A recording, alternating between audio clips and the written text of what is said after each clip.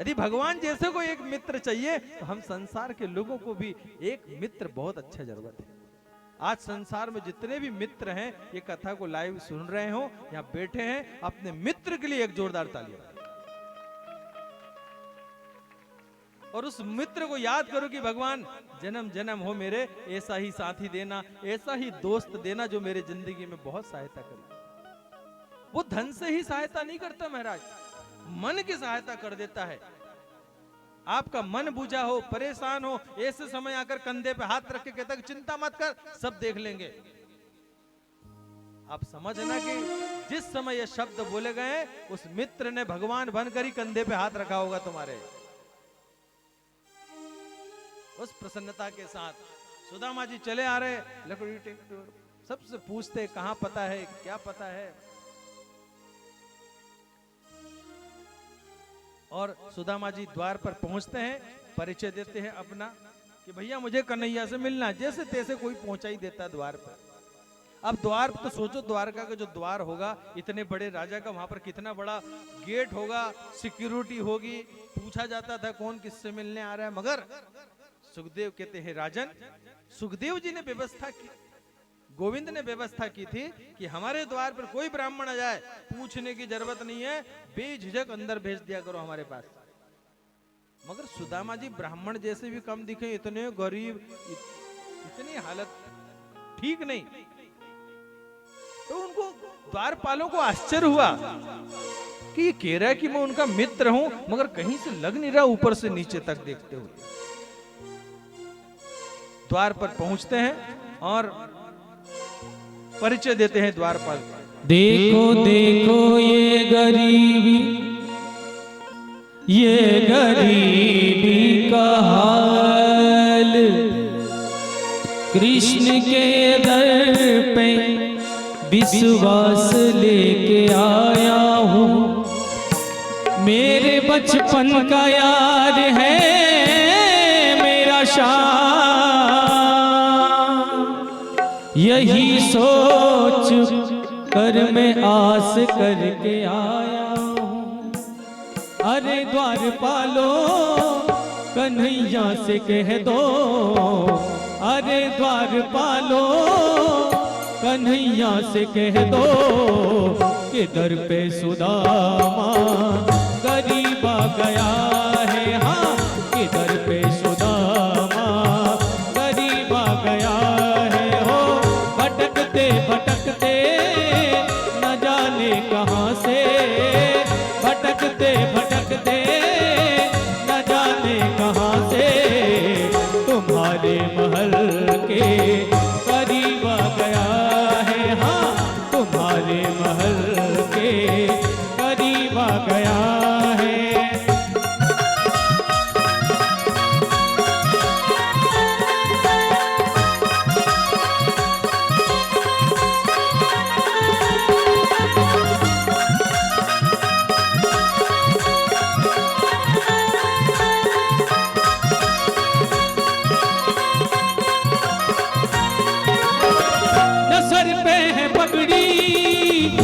तन पे है जामा, बता दो कन्हैया को नाम है सुदामा। हो बता दो कन्हैया को नाम है सुदामा।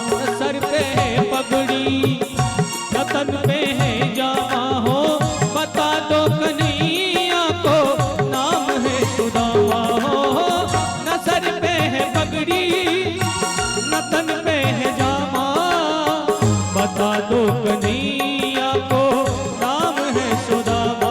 हो बता दो कन्हैया को नाम है सुदामा। तुम एक बार मोहन से जा करके कह दो, तुम एक बार मोहन से जा करके कह दो कि मिलने सखावत नसीब आ गया है। हाँ, कि मिलने सखावत नसीब आ गया है।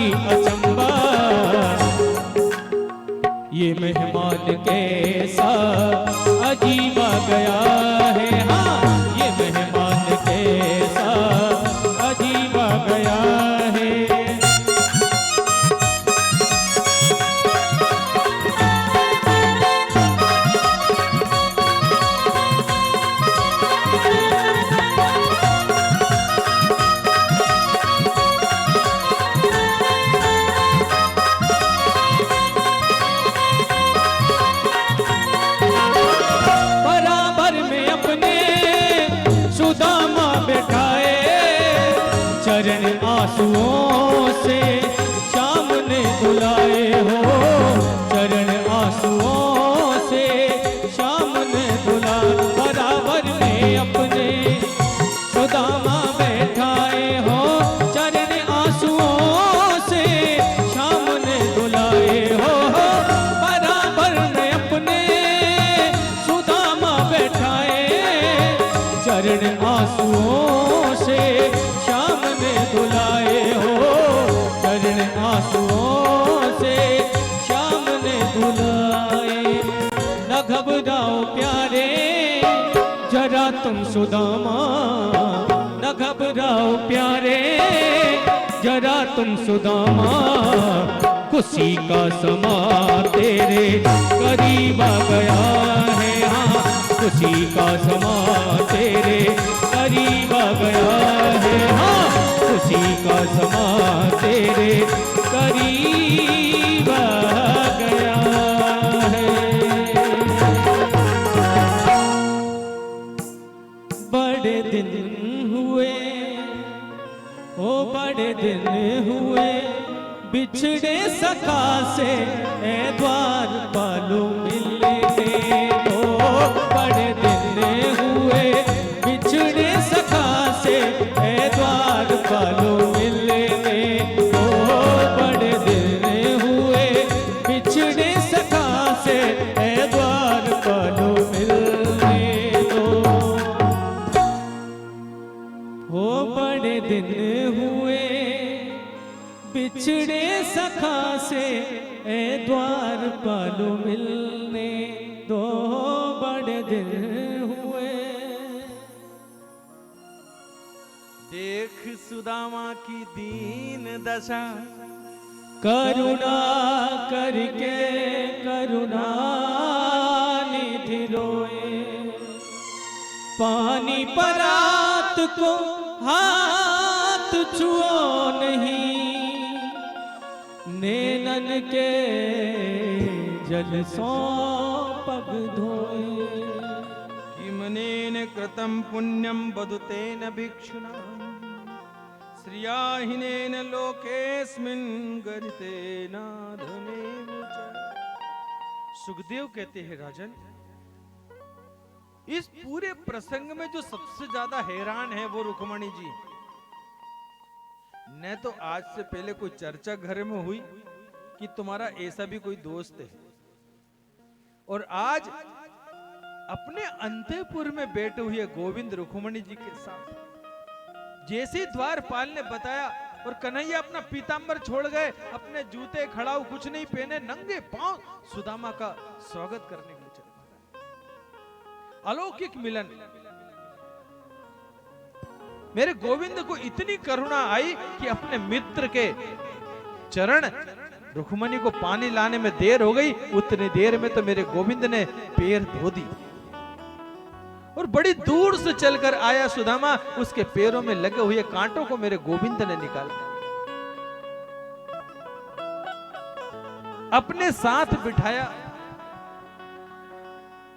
सुंदर स्नान कराया, अच्छे वस्त्रों से अलंकृत किया, और जो निज निवास था गोविंद का उस अंतःपुर में ले गए, जहां विश्राम कन्हैया किया करते थे, जहां दूध की फेन जैसी नरमी, उन बिस्तर पर सुदामा जी को बिठाए और खुद चरण दबा रहे, रुक्मणी जी पंखा लगा रहे। उस झांकी का थोड़ा नजारा तो करो महाराज, कौन कहेगा सुदामा गरीब है? जहां ठाकुर चरण दबाए और रुक्मणी जी पंखा झूल रही हो, तो यही मेरे भगवान के अवतार की विनम्रता है। यही परमात्मा इस भारतवर्ष में जन्म लेता है। कभी पूछते ना कृष्ण क्यों आते हैं, भगवान क्यों आते हैं? अरे भगवान आते ही इसलिए हैं कि आपकी गर्मी तो उतरे इनको देख के। न जाने कितने कितने अहंकार में जीव घूमता है, वो आपको प्रेम का पाठ पढ़ाने आता है, वो संदेश देने आता है कि देखो मैं कितना सरल हूं उनके लिए जो मुझ में है, जो मुझे बचता है मैं उसके पास रहता हूं। कपिल देव भगवान ने अपनी माता को आखिरी संदेश भी यही दिया कि माँ जो मेरा स्मरण करता है, जो मुझे भजता है, मैं उसका पूरा ख्याल रखता हूं। और उस अंतःपुर में बहुत सुंदर बातें चल रही। आज कृष्ण सुदामा दोनों कब के बिछड़े हुए हैं और आज बचपन की बातें करते हैं। कहाँ थे सुदामा तुम अभी तक, क्यों नहीं आए अभी तक? शादी वादी हो गई, ब्याह हो गया? हाँ भैया हो गया। बता मेरे यार सुदामा रे, भाई घणे दिना में आया। बता मेरे यार सुदामा रे, भाई घणे दिना में आया।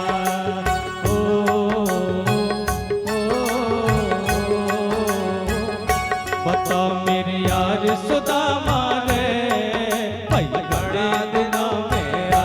बता मेरे यार सुदामा रे, भाई घणे दिना में आया। बालक थारे जब आया करता, रोज खेल कर जाया करता।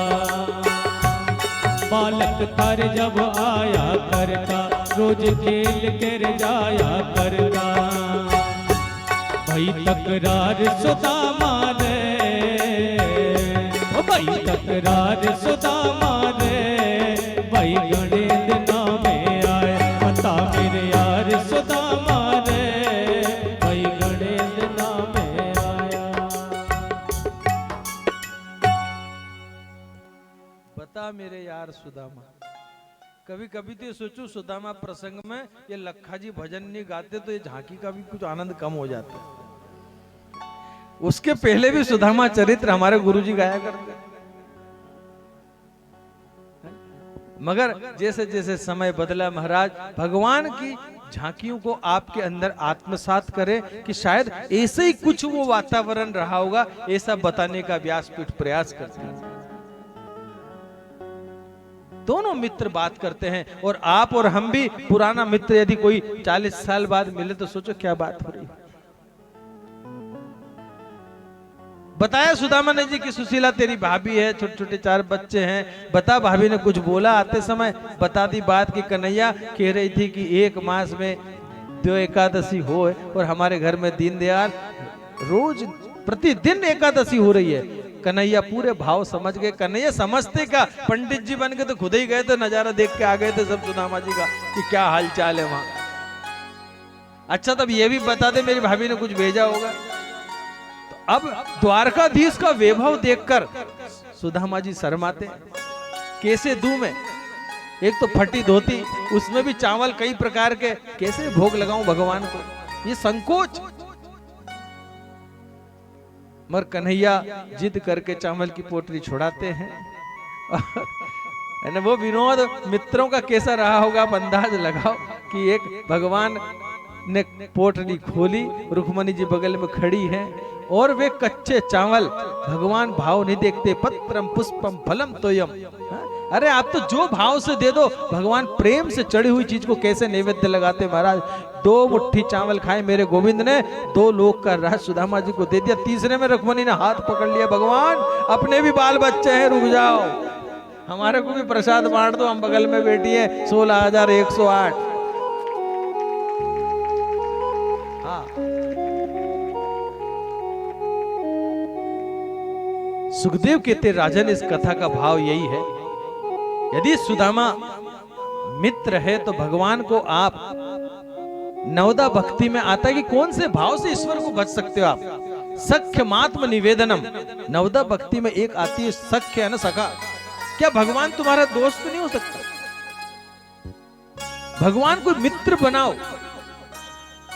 और जो वो चावल लेकर आए ना, इसका अर्थ भी समझ लेना।